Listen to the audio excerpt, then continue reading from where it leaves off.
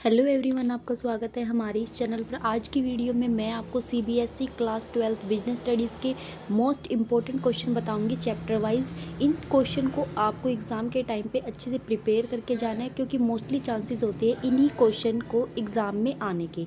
तो शुरू करते हैं हमारे फर्स्ट चैप्टर से। जो हमारा फर्स्ट चैप्टर है वो है nature and the significance of a management. इस चैप्टर में से आपके जो से क्वेश्चन इंपॉर्टेंट है वो है, फर्स्ट क्वेश्चन है आपका, what is a meant bye efficiency in management. Efficiency of management क्या होता है। उसके बाद होता है second question, explain and 5 feature of management. प्रबंध के आपको 5 फीचर लिखने हैं।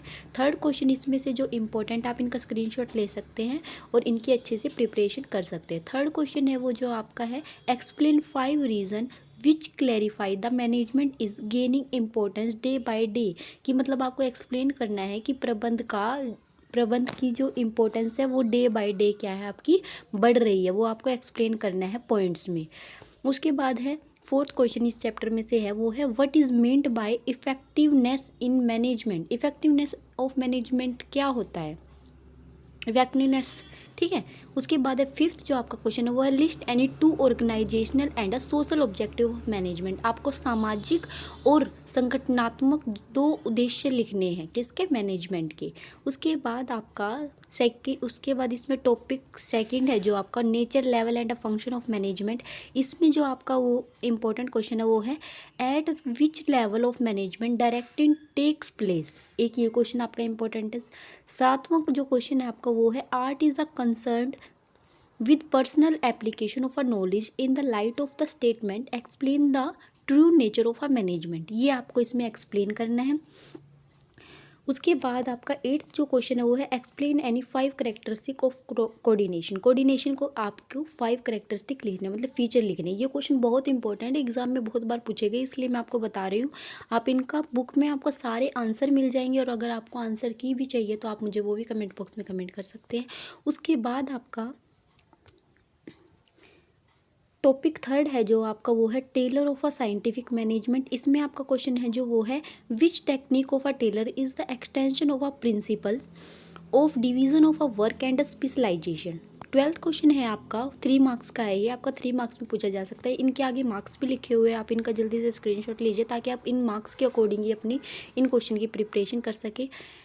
उसके बाद है 12th क्वेश्चन है वो है, with the help of a diagram explain functional foremanship as a technique of a scientific management. ये क्वेश्चन आपका 3 मार्क्स में आ सकता है। 13 क्वेश्चन है वो है आपका, which technique of a Taylor acts as the strongest motivator for a worker to a reach standard performance. ये आपका 1 मार्क्स क्वेश्चन आ सकता है। 14 क्वेश्चन है आपका, state the role of gang bosses in a functional foremanship. ये भी question important है 1 marks में। उसके बाद आता है आपका, fuel principle of a management. Fuel के प्रिंसिपल्स में से आपसे जो सा प्रिंसिपल पूछे जा सकते हैं वो है डिसिप्लिन वाला, या पूछा जा सकता है यूनिटी ऑफ कमांड, या पूछा जा सकता है स्केलर चेन क्या होता है, ठीक है। उसके आपको एग्जाम्पल के थ्रू आपको समझाना है, एग्जाम्पल भी, ठीक है। उसके बाद आपका चैप्टर 3 है वो है आपका, बिजनेस एनवायरनमेंट। इसमें से आपसे फर्स्ट पूछा जा सकता है क्वेश्चन, जो 16 क्वेश्चन है आपका, state any 5 feature of a business environment. आपको बिजनेस एनवायरनमेंट के 5 फीचर लिखने हैं। या पूछा जा सकता है, what is meant bye privatisation, निजीकरण क्या होता है। उसके बाद 18 क्वेश्चन आपसे इसी चैप्टर में से पूछा जाता है, what is the significance of a understanding environment in a shaping the future of a business. एक क्वेश्चन आपका ये 3 मार्क्स में आपसे पूछा जा सकता है। उसके बाद 19 जो क्वेश्चन आपसे इसमें पूछा जा सकता है, explain the impact of a government policy changes on a business and industry in India. ये 5 मार्क्स में आपसे क्वेश्चन पूछा जा सकता है। फोर्थ जो चैप्टर है आपका वो है प्लानिंग। प्लानिंग में से आपसे पूछा जा सकता है, explain the following feature of a planning. Planning is a continuous, की प्लानिंग क्या है, निरंतर चलने वाली प्रक्रिया, ये आपको एक्सप्लेन करना है। या आपसे पूछा जा सकता है, प्लानिंग इज अ फ्यूचरिस्टिक, कि भविष्य के लिए की जाती है प्लानिंग, ये आपको एक्सप्लेन करना है, ठीक है। और इसमें से पूछा जा सकता है आपका, explain any 3 points of importance of planning. Importance पूछी जाती है प्लानिंग की आपको 3 मार्क्स में। उसके बाद आपसे 22 इसमें से क्वेश्चन पूछा जा सकता है, explain the following types of plan. Objective बताना है आपको, ऑब्जेक्टिव आता है ज़्यादातर आपको कि ऑब्जेक्टिव क्या होता है, या आपसे पूछा जाता है प्रोसेस क्या होता है। चैप्टर 5 है जो आपका वो है ऑर्गेनाइजेशन। ऑर्गेनाइजेशन चैप्टर में से आपसे पूछा जा सकता है explain any 4 points of importance of organising. Organising की आपको 4 इंपॉर्टेंस बनानी है, इसके फीचर भी आपसे पूछा जा सकते हैं 4 मार्क्स में। उसके बाद है ऑर्गेनाइजेशनल स्ट्रक्चर, इसमें से आपसे पूछा जा सकता है name the type of organisational structure which promote efficiency in utilisation of a man power. ये भी आपसे क्वेश्चन 1 मार्क्स में पूछा जा सकता है। 26 जो क्वेश्चन है वो आपका है what is a meant by divisional structure of an organisation state its any two disadvantages. ये क्वेश्चन आपसे 3 मार्क्स में पूछा जा सकता है। 27 जो आपका क्वेश्चन है वो है आपका give the meaning of informal organisation and state any 5 feature of it. मैंने आपको फॉर्मल इनफॉर्मल और ऑर्गेनाइजेशन के बारे में, प्लानिंग के बारे में बहुत सारे जो क्वेश्चन है इनकी मैंने सेपरेट वीडियो बना रखी है अपने चैनल पर, आप जाकर उनको देख सकते हैं कि फॉर्मल ऑर्गेनाइजेशन क्या होता है, इनफॉर्मल ऑर्गेनाइजेशन क्या होता है, प्लानिंग क्या होती है, प्लानिंग के फीचर क्या होती है, इसकी प्रोसेस क्या होता है, ऑर्गेनाइजेशन क्या होता है, ऑर्गेनाइजेशन के बहुत सारे क्वेश्चन हैं, आप जाके उस मेरे चैनल पर वो भी देख सकते हैं, आपको वो अच्छे से समझ आ जाएगा। उसके बाद आपका जो 28 क्वेश्चन है वो है आपका 28 जो आपका क्वेश्चन है वो है discrete between formal and informal organisation on the basis of meaning और ये आपको पॉइंट्स दिए हुए, इन पॉइंट्स के थ्रू आपको ये एक्सप्लेन करने हैं। आप मेरा वो डिफरेंस वाला इसमें से क्वेश्चन देख सकते हैं, मैंने बता रखा है फॉर्मल और इनफॉर्मल उसमें ऑर्गेनाइजेशन में क्या डिफरेंस होता है। उसके बाद आपका जो 29 क्वेश्चन है वो है give the meaning of essential element of a delegation. Element के आपको क्या लिखने हैं, एसेंशियल लिखने हैं, एलिमेंट लिखने हैं। उसके बाद 30 जो क्वेश्चन है आपका वो है give the meaning of authority as an element of a delegation. ये 1 मार्क्स में आपसे क्वेश्चन पूछा जा सकता है। 31 क्वेश्चन है आपका what is meant by decentralisation, मतलब विकेंद्रीकरण क्या होता है। Explain any 4 points of which highlight the importance of decentralisation in an organisation. आपको डिसेंट्रलाइजेशन का मीनिंग लिखना है और इसकी इंपॉर्टेंस के 4 पॉइंट लिखने हैं। ये क्वेश्चन आपसे 5 मार्क्स में पूछा जा सकता है। उसके बाद 6 जो चैप्टर है आपका वो है स्टाफिंग। स्टाफिंग में से आपसे पूछा जा सकता है define staffing as a function of a management and state its importance. आपको स्टाफिंग का मीनिंग लिखना है और इसकी इंपॉर्टेंस लिखनी है। उसके बाद आपसे पूछा जा सकता है how does staffing help to ensure higher performance of a employees. ये 3 मार्क्स में आपसे क्वेश्चन पूछा जा सकता है।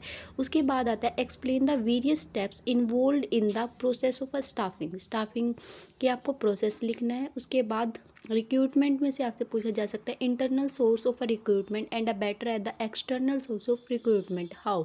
कि जो आपका इंटरनल रिसोर्स है, जो इंटरनल सोर्सेज है वो ज़्यादा बढ़िया होते हैं किससे, एक्सटर्नल सोर्सेज से। आपको ये एक्सप्लेन करना है कैसे। 36 क्वेश्चन है आपसे वो पूछा जा सकता है how is a training of a employee beneficial for the organisation. अगर हम अपने एम्प्लॉयज़ को ट्रेनिंग देते हैं वो किस तरह से हमारी ऑर्गेनाइजेशन के लिए बेनिफिशियल है। स्टेट एंड 4 रीज़न आपको लिखने हैं। उसके बाद है 37 डिफाइन ट्रेनिंग एंड डेवलपमेंट, ये आपको एक्सप्लेन करना है। 7 चैप्टर में से आपसे पूछा जा सकता है डायरेक्टिंग चैप्टर है आपका, इसमें से पूछा जा सकता है आपका 38 क्वेश्चन है directing is a heart of a management process do you agree. कि जो डायरेक्टिंग होती है वो हर्ट होती है, दिल होता है किसका, मैनेजमेंट का। आपको आप एग्री हो, अगर एग्री हो तो आपको इसका रीज़न देना है।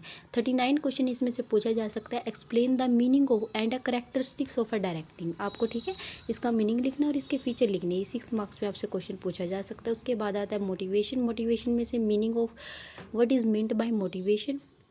41 क्वेश्चन इसमें से पूछा जा सकता है explain any 4 non financial incentives that can be used of a motivate employee. मतलब 4 आपको नॉन फाइनेंशियल, मतलब जिसमें पैसे का लेन देन नहीं होता, मोटिवेट करने के लिए जो एम्प्लॉय को यूज़ की जाती है वो आपको 4 पॉइंट्स उसके लिखने हैं। लीडरशिप चैप्टर आता है। उसके बाद आपका लीडरशिप में से आपसे पूछा जा सकता है what is meant by democratic style of leadership.